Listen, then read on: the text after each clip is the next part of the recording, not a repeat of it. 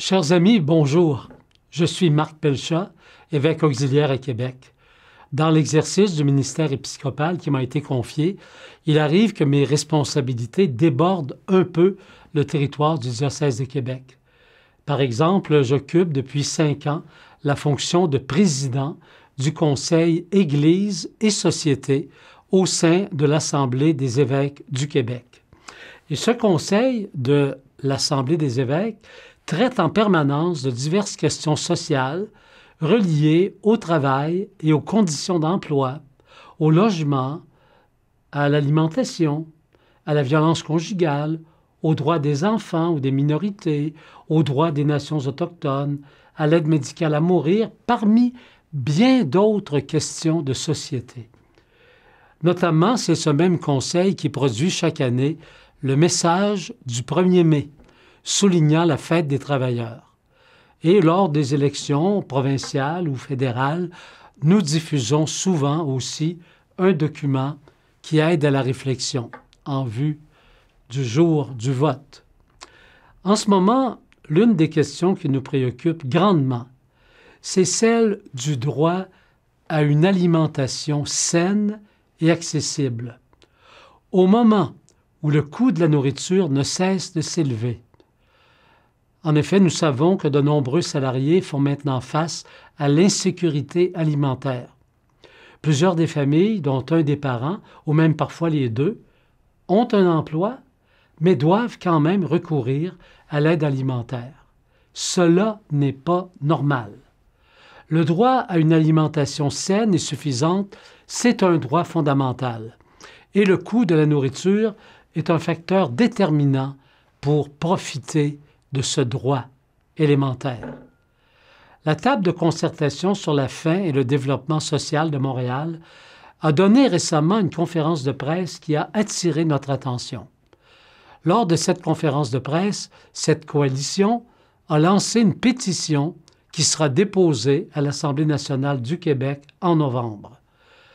Nous invitons les catholiques du Québec à appuyer ce mouvement en signant la pétition.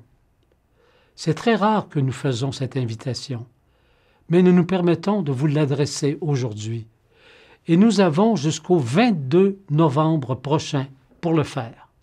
Pour ma part, je l'ai signée hier soir. La pétition demande qu'une taxe de 35 % soit imposée sur les surprofits des grandes corporations en alimentation.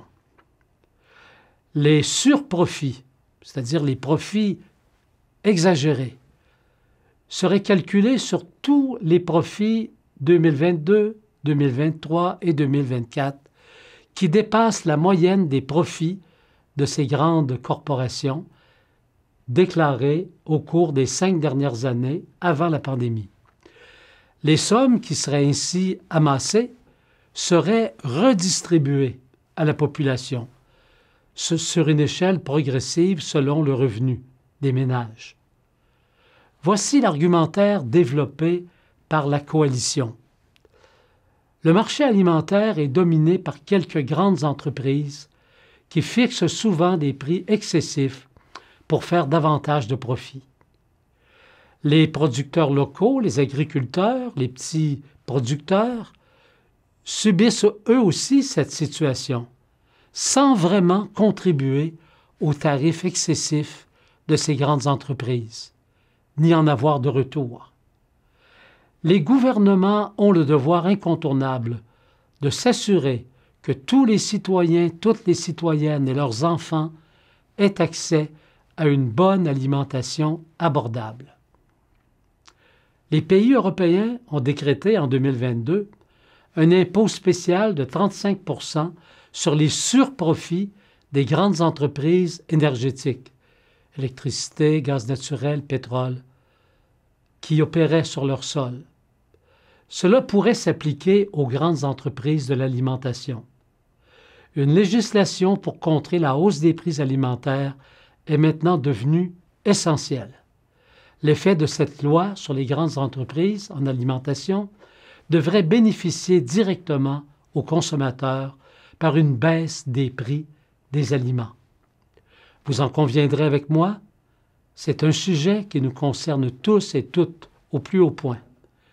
L'Église diocésaine de Québec et les autres églises ont le devoir d'être aux côtés de celles et de ceux qui demandent une plus grande justice sociale.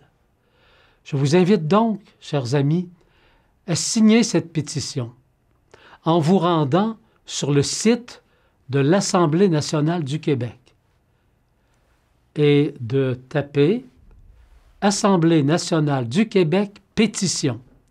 Et ensuite, vous chercherez le titre Imposition des surprofits des grandes entreprises alimentaires. Je vous remercie pour l'attention que vous accorderez à cette question cruciale pour un grand nombre de nos frères et sœurs. Et je vous invite à signer dès maintenant cette pétition. Au revoir.